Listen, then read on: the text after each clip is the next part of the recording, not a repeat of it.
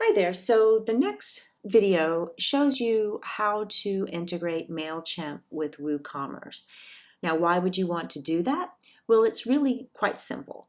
When someone buys a product from you, you would like to retarget them later. You would like to market to them later. If they're not connected to a list, a mailing list, well, that's a lot of work. How you're going to have to go through all your receipts, your invoices, and do it all by hand.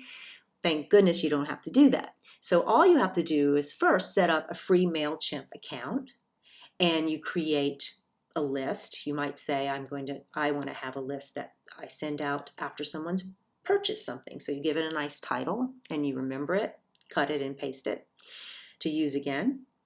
And then you go into your WordPress dashboard. You go into Add Plugins, and you get this free plugin called MailChimp for WooCommerce. MailChimp is just awesome.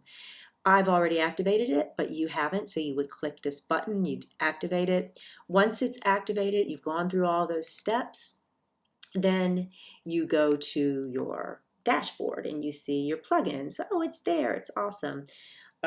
Once it's done, you click MailChimp and you look at your settings. So go to your store settings, you type in where your store is or your company information, even if you're just selling things online as a PDF and you're not mailing, you still put your store information.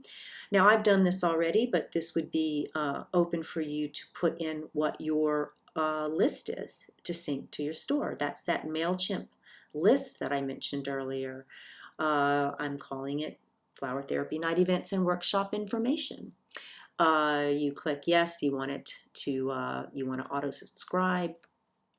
You opt in your settings. This had a default title. I changed it to something else that's going to be in the opt-in checkbox. This is what basically says add text to go along with the opt-in checkbox. Customers can click a box at checkout to opt into your newsletter. This is brilliant. Now you've got them. You've got their information. You're not going to spam them. You're going to actually give them great deals and remind them that you've got a discount going on. Maybe it's a flash sale. This is just to remind them that you exist. And they already like your product, more than likely.